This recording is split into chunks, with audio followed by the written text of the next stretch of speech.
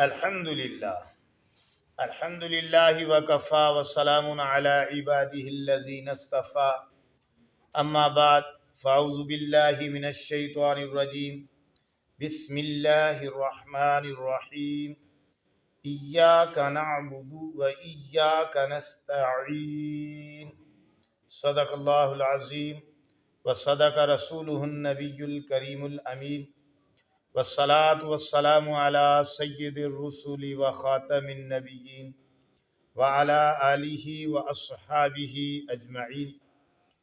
ترجمہ اس کا یوں ہے: اے اللہ، ہم آپ ہی کی عبادت کرتے ہیں اور آپ ہی سے درخواست اعانت کرتے ہیں،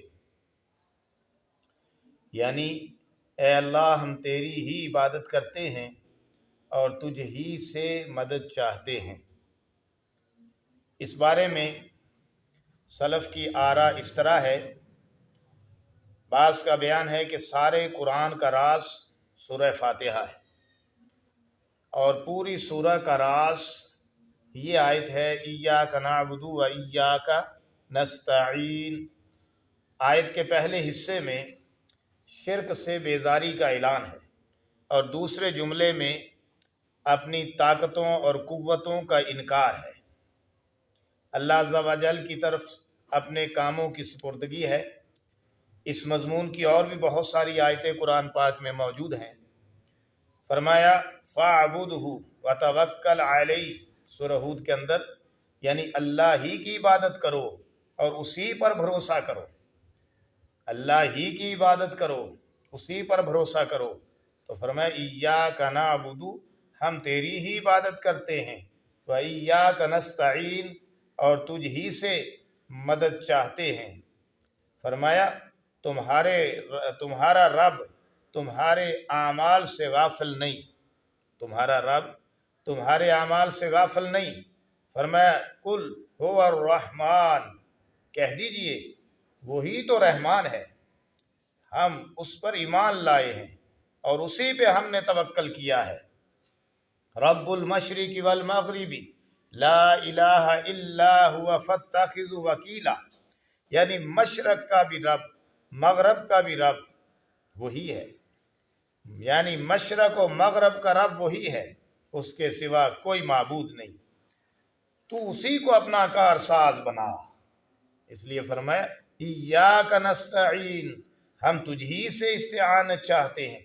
حکم جو ہوا کہ اسی کو اپنا کار ساز بنا، تو اس لیے سورہ فاتحہ کے اندر یہ درخواست ہے کہ یا اللہ، ہم بندگی بھی تیری کرتے ہیں، عبادت تیری کرتے ہیں، اور تجھ ہی سے استعانت کے طلبگار ہیں۔ اس سے پہلے کی آیتوں میں خطاب تو نہ تھا، لیکن اس آیت میں اللہ تعالیٰ سے خطاب کیا، گویا بندہ اپنے رب سے بات کر رہا ہے، اور نہایت لطافت اور مناسبت کے ساتھ، اس لیے کہ جب بندے نے اللہ تعالیٰ کی صفت و ثنا بیان کی تو گویا قرب خداوندی میں حاضر ہو گیا، اور قرب خداوندی میں حاضر ہو کر اس کے حضور پہنچ گیا۔ اب اس مالک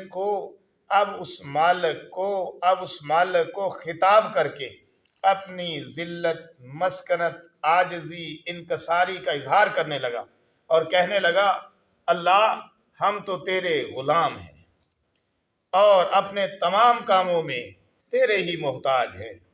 اس آیت میں اس بات کی بھی دلیل ہے کہ اس سے پہلے کے تمام جملہ کام ان کی خبر دی گئی۔ اللہ تعالیٰ نے اپنی بہترین صفات پر اپنی ثنا آپ کی تھی، اور اپنے بندوں کو اپنی ثنا انہی الفاظ کے ساتھ بیان کرنے کے لیے ارشاد فرمایا تھا۔ اس لیے اس شخص کی نماز صحیح نہیں جو اس سورہ کو پڑھنا جانتا ہو اور پھر نہ پڑھے، جیسا کہ بخاری و مسلم میں حدیث موجود ہے۔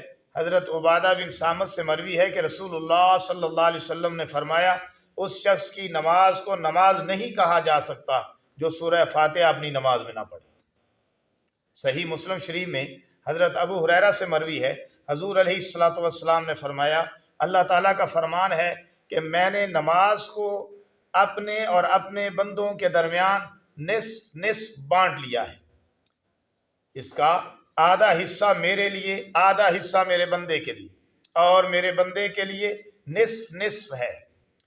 इसका आधा हिस्सा अल्हम्दुलिल्लाह रब्बिल आलमीन जब बंदा कहता है तो अल्लाह फरमाता है मेरे बंदे ने मेरी हमद की है। जब बंदा कहता है अर्रहमानिर रहीम, अल्लाह फरमाता है मेरे बंदे ने मेरी बुजुर्गी बयान की है। जब वो इय्याका नअबुदु व इय्याका नस्तईन कहता है तो अल्लाह फरमाता है ये मेरे और मेरे बंदे के दरमियान है, और मेरे बंदे के लिए वो कुछ है जो वो मांगे। फिर वो आखिर सूरत तक पढ़ता है, अल्लाह फरमाता है ये मेरे बंदे के लिए है, और मेरा बंदा जो कुछ मुझसे मांगे उसके लिए है। हज़रत इब्ने अब्बास रज़ी अल्लाह ताला अन्हु फरमाते हैं इय्याका नअबुदु के मानी ये हैं कि ए हमारे रब, हम खास तेरी ही तौहीद को मानते हैं और तुझ ही से डरते हैं और तेरी ज़ात से उम्मीद रखते हैं। तेरे सिवा किसी और की ना हम इबादत करते हैं, न किसी से डरते हैं, न किसी से उम्मीद रखते हैं। व इय्याका नस्तईन, इससे मुराद ये है कि हम तेरी तमाम इताअत पर और अपने तमाम कामों में तुझी से मदद मांगते हैं। और हकीकत भी यही है कि मदद करने के काबिल एक ही ज़ात है और वो अल्लाह की ज़ात है, दूर व नज़दीक से। एक तो हम एक दूसरे से तावन करते हैं, एक दूसरे से लेते देते हैं, एक दूसरे के साथ मदद करते हैं एक दूसरे की, ये नहीं, ये उस मदद की बात है जो मा फौकल असबाब मदद है। मा फौकल असबाब किसी और को पुकारना शिर्क है। मा फौकल असबाब सिर्फ एक ज़ात है जो मदद करने के लायक है, और वो ज़ात अल्लाह अज़्ज़ा वजल की ज़ात है। मतलब ये है कि खुदावंद तबारक व तआला का हुक्म ये है कि तुम उसी की खालिस इबादत करो और अपने तमाम कामों में उसी से मदद मांगो।